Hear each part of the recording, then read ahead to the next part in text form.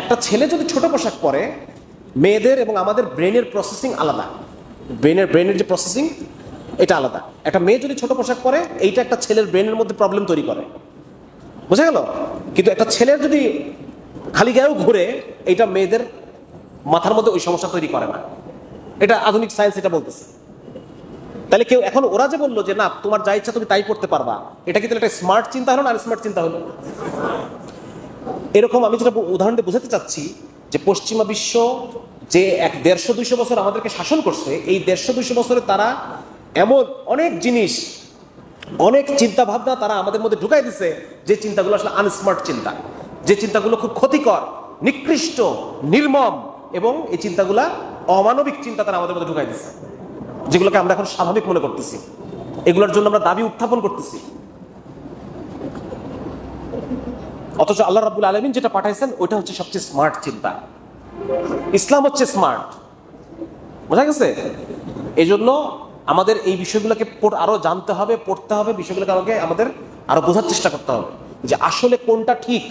আমি ছোটবেলা থেকে যেটা পড়ে বড় হয়েছি এটা ঠিক, নাকি যেটা আমার কাছ থেকে লুকায় রাখা হয়েছে ওইটা ঠিক? আমাকে জানতে দেওয়া হয় নাই। আমাকে ছোটবেলা থেকে বলা হচ্ছে যে ছেলেরা যা পারে, একটা ছেলে যা পারে একটা মেয়েও তাই পারে, তাই নাকি? একটা ছেলে যা পারে একটা মেয়েও তাই পারে? কখনোই না। কিন্তু ওরা আমাকে তাহলে এটা কেন শেখাচ্ছে? একটা ছেলে 9টা 5টা ডিউটি করতে পারে, তার কিছুই হবে না। একটা ছেলের মধ্যে আল্লাহ তাআলা এই জিনিস, এই হরমোন দিয়ে দিছে যে একটা ছেলে যদি 24 ঘন্টা বাইরে খাটে, যত খাটানো যায় একটা ছেলে খাটতে পারবে, তার পরিবারের জন্য, তার যে সে যদি দিনের কাজ করতে চায় সেটার জন্য সে যত ইচ্ছা পরিশ্রম করতে পারবে। আমাদের শরীরের মধ্যে মেকানিজম দেওয়া আছে। কিন্তু একটা মেয়েকে যদি আমি 9টা 5টা অফিস করাই, এই মেয়েটা অসুস্থ হয়ে পড়বে, এই মেয়েটা, কারণ ওর শরীরের মধ্যে ওই মেকানিজম নাই, ওই হরমোন নাই, টেস্টোস্টেরন হরমোন নাই, এবং ওর যে হরমোনটা আছে সেই হরমোনটা তাকে আরো বেশি কাহিল করে ফেলবে, কাবু করে ফেলবে। এই জন্য মেয়েদের প্রতি মাসে বিশ্রাম প্রয়োজন হয়। মেয়েরা খুব অল্পতেই কাতর হয়ে পড়ে, অল্প ঠান্ডায়, অল্প গরমে, অল্প পরিশ্রমে। তাহলে একই, আমি যদি এখন ছেলে আর মেয়েকে যদি বলি তোমরা এই রাস্তায় দুজন দৌড়াও, দেখি কে ফার্স্ট হয়, তাহলে হবে? বরং মেয়েটা কি হবে? মেয়েটা অসুস্থ হয়ে পড়বে। আজকে পশ্চিমা বিশ্ব ওইটাই করতেছে।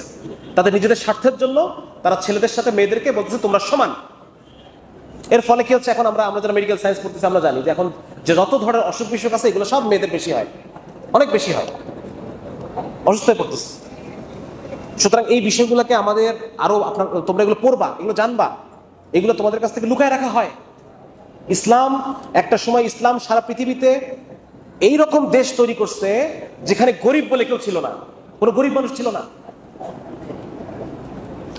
একবার ওমর রাদিয়াল্লাহু তাআলার সময় মুআজ ইবনে জাবাল রাদিয়াল্লাহু তাআলাকে ইয়েমেনের গভর্নর করে পাঠানো হয়েছে। ইয়েমেন, উনি প্রথম বছর ইয়েমেনের যত জাকাত নিয়ম হচ্ছে যেখানকার জাকাত সেখানে বন্টন হবে। তো মুআজ রাদিয়াল্লাহু তাআলা প্রথম বছরের জাকাত পুরোটা ইয়েমেনে বন্টন করে দিচ্ছে। পরের বছরের জাকাত 3 ভাগের 1 ভাগ মদিনাতে ফেরত পাঠিয়ে দিচ্ছে। তারপরের বছর অর্ধেক জাকাত মদিনাতে ফেরত পাঠিয়ে দিচ্ছে। তারপরের বছর পুরো জাকাতটাই মদিনাতে ফেরত পাঠিয়ে দিচ্ছে। ওমর তো ক্ষেপে রাগ হয়ে গেছে, কি ব্যাপার মুআজ, তোমাকে কি আমি জাকাতের জন্য পাঠাইছি না ট্যাক্স কালেকশন করার জন্য তোমাকে পাঠাইছি? তুমি সব এখানে পাঠিয়ে দিচ্ছ, তোমার তো ওখানে বন্টন করার কথা। বলছে হে আমিরুল মুমিনিন, যদি জাকাত নেওয়ার মতো কেউ ইয়েমেনে থাকতো তাহলে কি আমি পাঠাতাম? মানে মাত্র 3 বছরের মধ্যে ইয়েমেনে আর কোনো গরিব মানুষ নাই, কোনো গরিব মানুষ। আরেকজন খলিফা ছিলেন ওমর ইবনে আব্দুল আজিজ। ওনার সময়ে একজন লোক জাকাতের টাকা, কাউকে লোক পাচ্ছে না জাকাত দেওয়ার মতো, পরে জাকাতের টাকা রাস্তার মধ্যে ঝুলে রাখছে, বলছে যদি তোমাদের কারো প্রয়োজন হয় নিয়ে যাও। 6টা মাস পর্যন্ত ওই থলি থেকে হাত দেয় না, ওইভাবে পড়েছিল। আজকে সারা পৃথিবীতে গরিব কেন? মানুষ আরো গরিব হচ্ছে, গরিব মানুষ আরো গরিব, ধনী আরো ধনী। এটা কেন? কারণ এটা হচ্ছে ওই কাফেরদের যে অর্থ ব্যবস্থা, সেটার কারণে। আজকে মুসলমানদের যে ব্যবস্থা, মুসলমানদের যে রাষ্ট্র, মুসলমানদের যে অর্থ ব্যবস্থা, মুসলমানদের যে বিচার ব্যবস্থা, ওইটা আজকে নাই। ওইটা না থাকার কারণে আজকে সারা মানুষের জীবনে এত সমস্যা, এত সমস্যা মানুষের জীবনের মধ্যে। যে জীবন ব্যবস্থাটা সবচেয়ে স্মার্ট ছিল ওইটাকে কাফেররা চাপা দিয়ে রাখছে। দেখো না মুসলমান দেশগুলো আক্রমণ করছে না ওরা, যত মুসলমান, ইরাক, আফগানিস্তান, হ্যাঁ, সিরিয়া, লিবিয়া, তিউনিসিয়া, সমস্ত মুসলমান দেশগুলোকে ধ্বংস করে ফেলছে, শেষ করে দিচ্ছে। মুসলমানরা যেন কখনো উঠে দাঁড়াতে না পারে। এই জন্য তোমাদের কাছে আমার একটা রিকোয়েস্ট, তোমরা পড়াশোনা করো, নিজেদের পড়াশোনাটা ভালো করে করবা।